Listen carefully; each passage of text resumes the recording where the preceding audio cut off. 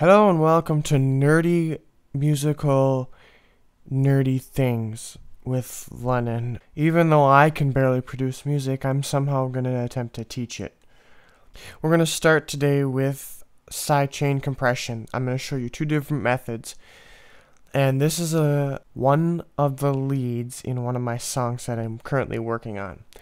It's one that I stole from deadmau5, the song, and this is the lead that I wrote. And I'll play it real quick for you. It's really simple.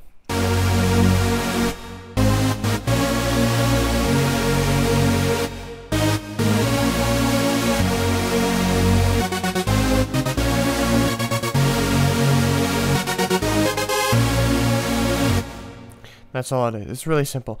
And we're going to sidechain this to the kick here. Okay? So we want this to not get in the way of the kick when the kick comes in. So we're going to sidechain it. And how we do this is we click on the kick channel and then we find our lead or whatever we're sidechaining to the kick.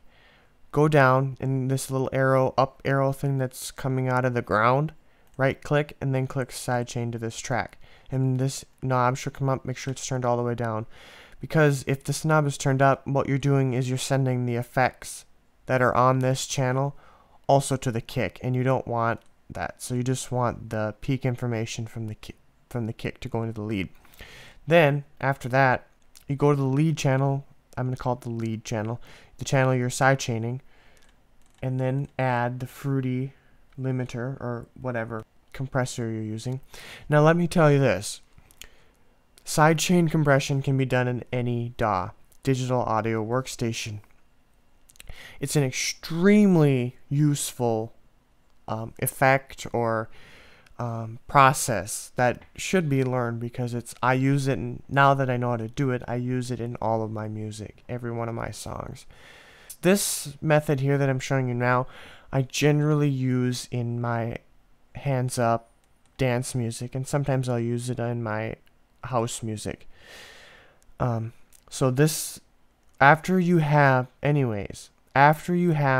this all linked together, you're going to add a compressor, this compressor, the fruity limiter, if you're using FL Studio, onto the lead channel or your channel you're sidechaining. You're going to go to the sidechain, click compressor, and then go to the sidechain. You can right click and click kick, or you can just click this and drag up. It doesn't matter. It's going to be routed either way. Okay, in the three things, the biggest thing in compression is the threshold and the ratio. The threshold, let me explain this. The threshold sets the ceiling basically for how high the audio can go before the compressor kicks in. So if you have a threshold of 14 decibels, negative 14 decibels, that means anything above negative 14 decibels is going to be compressed.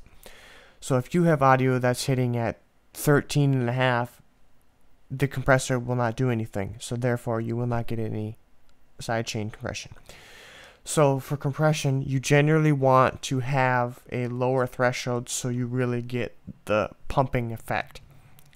So set your low threshold. I usually go negative 25 and lower.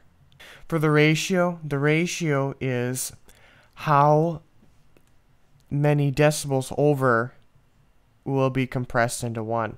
So if you have a 2:1, every 2 decibels that go over, 1 will come out. If you have a 5:1 ratio, every 5 decibels that go over the threshold, 5 will come out, etc., etc. The attack is how fast the compressor will kick in after it has crossed the threshold. The release is how fast it will be released after the audio has came back down below the threshold limit. So basically, the compression, it kicks in, crosses this, compresses it to 3:1, let's say, at 3.25, and then releases it right after the audio goes back down. Okay, so here's at the ratio of negative 32 decibels at a 2:1 ratio. Do you hear that pumping?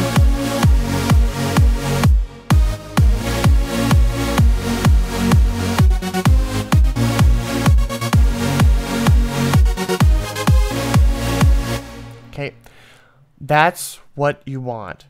Once you get that ducking, that's what you want to hear. Then of course you can tweak all your attack. Generally you want a slower release for sidechaining. I'll do an example, over exaggerate here. Generally not that, because you're getting way too much compression. You're not letting it come back up. It's basically, think of it as you're holding like a balloon underwater, and you're not letting it come back up. That's what you're doing to the audio signal here, is you're pushing that balloon down and you're not letting it float back to the top. Or if you release it, generally a fast release creates a lot of distortion. As you can hear it.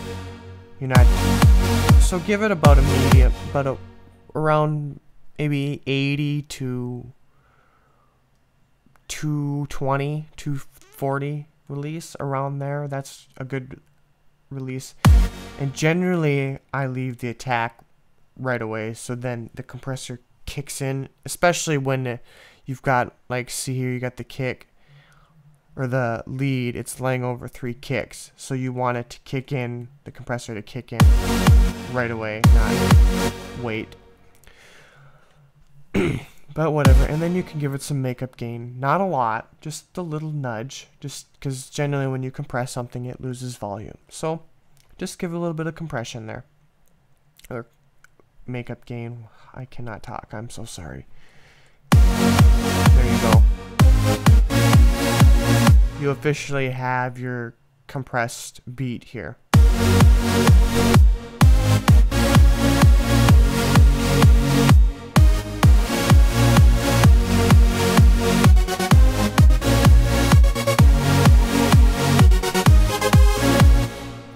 Okay, and then I'll show you, that was with compression, here's without sidechaining.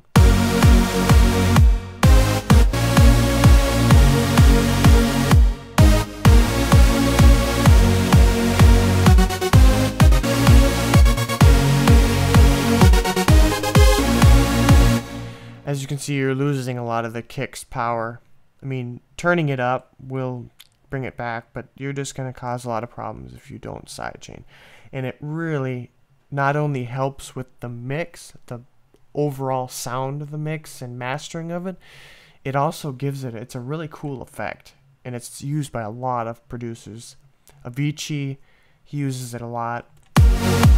It's really a cool and nice effect, so it's benefiting the overall sound of the mix and the mastering side of it. So that's the first technique of sidechain compression.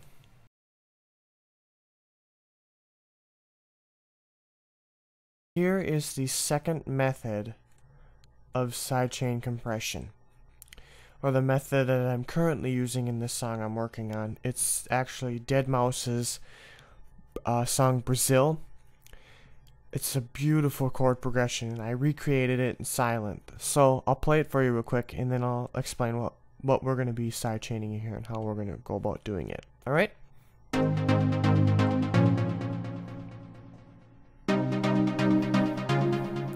So this is not going to be compressed here. Here we're going to have I want the compression to kick in there. So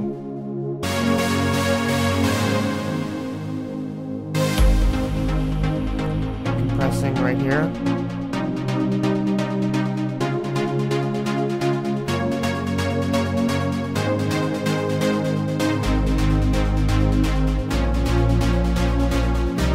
And then it builds and builds and builds forever. And this is the sub bass, and then it breaks down.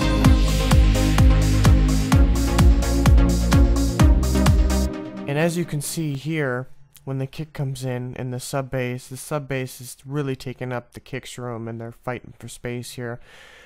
And the pad has got some lower frequencies, and so does the pluck, especially when it's cut off here. So with sidechaining, we're going to clean that up and give the kick some thump. I really like strong kicks, and that kick isn't strong enough when it's all mudded out. You're just getting the upper frequencies of it, and we don't want that. So we're going to sidechain the pluck, the low pad, and then this sub bass here. Okay, and I forgot to delete that. Okay, so for this method of sidechaining, we are going to clone the kick. Okay, and we're going to rename it Sidechain just to keep things simple, and being that I'm tired, I could become extremely confused, and we don't want that. So for the sake of confusion, we are going to recreate it, clone it, and rename it Sidechain, and then we're going to give it a mixer track. Okay, so we're going to link it to 7. And for sidechaining, if you're going to overlay this like right here with the kick, you're going to want to apply the same effects to the sidechain as you have on the kick, because when the kick is kicking, what else would the kick do? When the kick is rolling, when the kick is punching, punching works. Anyways, when the kick is kicking, you're going to you want it to sound like it's actually sidechained to the kick, but it's not. So, but if let's say you had an EQ on your kick, that EQ will be sidechained with, okay? So you want that effect on the sidechain channel as well. Apply it to the sidechain. So I'm going to show you what I mean here. I have the fruity compressor on the kick, compressing the kick to give it some more oomph, a harder hit. So what you're going to do is you're going to save it and copy it, just like that, okay? Then you're going to bring the same EQ over, because the EQ makes a big difference, and you're going to apply it. But what you want to do differently to the sidechain channel on this is you're going to want to add the peak controller. Okay? Now, I already have a sidechain channel made because I've done this video about 1,500 times now. So after you get your sidechain made and the peak controller added, you want to just add a 4 to the floor beat. Okay, make sure it's on your sidechain and not your kick.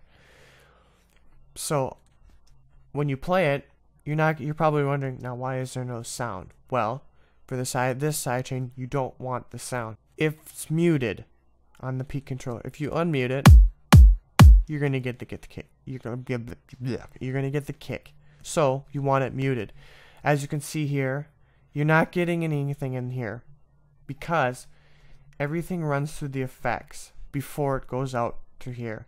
So this peak controller is catching the audio first. You see that? You can see it there. So that's all we need, and we don't mess with any of the settings here. That's all. Once we set that on, we're good to go.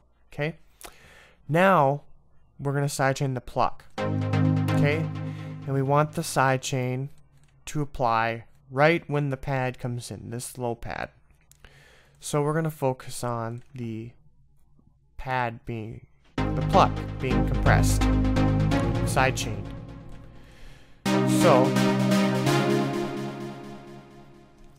So what we're gonna do is we're gonna go over here, and I don't like to link this because I like to use this for the master volume and control it over this. I like to link, if you have, generally 99% of the time you're going to have an EQ on your lead, your pluck, whatever. What we're going to do is we're going to link this volume knob, because when the kick comes in, we want the volume to be reduced or ducked on the dead mouse pluck, the pluck I have here. So we're going to go internal controller and then peak, not peak plus LFO or LFO, the peak. Then we're going to go mapping formula, inverted, not inverted log scale, inverted, and then accept that. Okay, so now it's going to be, we're going to have to go in and go into the sidechain and see how this bass is turned way up. you see how the volume brought way up? We want this to bring it down to right at the 0. Okay, so it makes things simple. We're setting the base limit of the sidechaining. We want it anything below this can be, and it won't go, the volume won't go any higher than 0 there. Okay, so set the base to the same as this volume. Now we should get our desired pumping effect. You hear it? Here's without.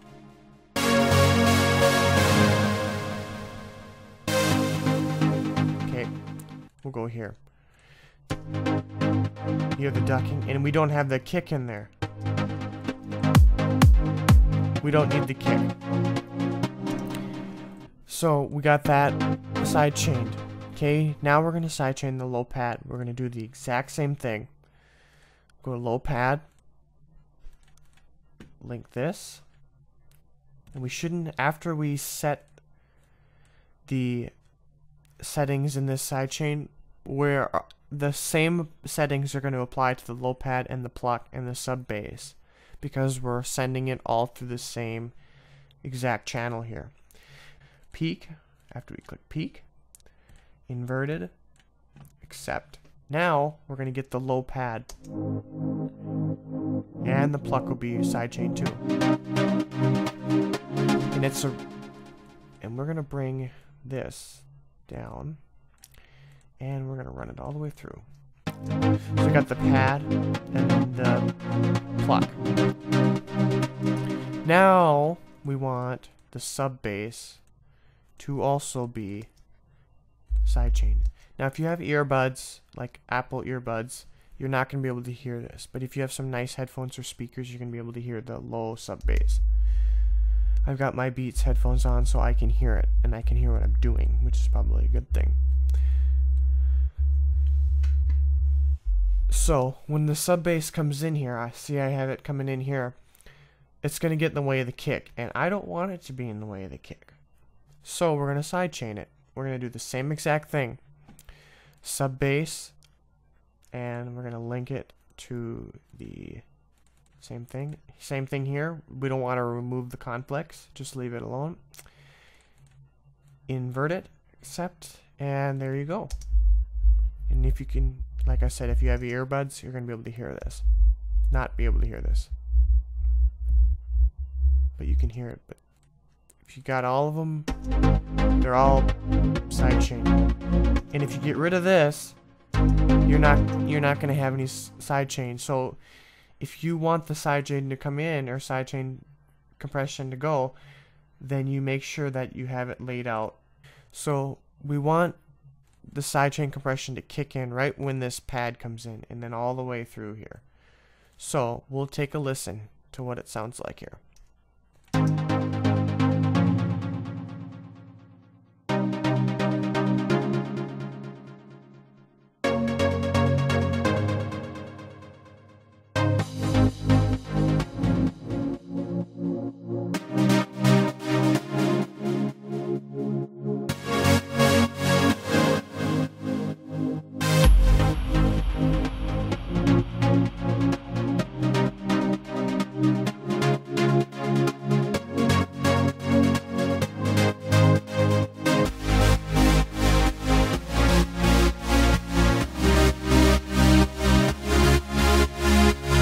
Alright, the kick is going to come in here, and it's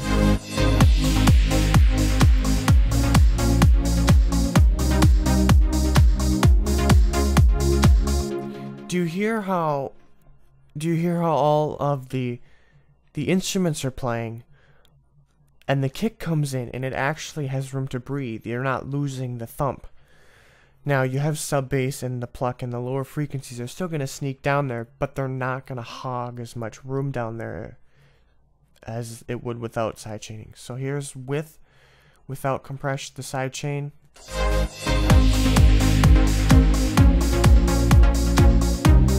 The kick just doesn't have that thump.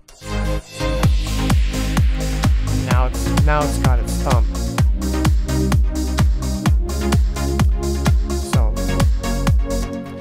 those are the basics of sidechaining and the two methods that I use the most.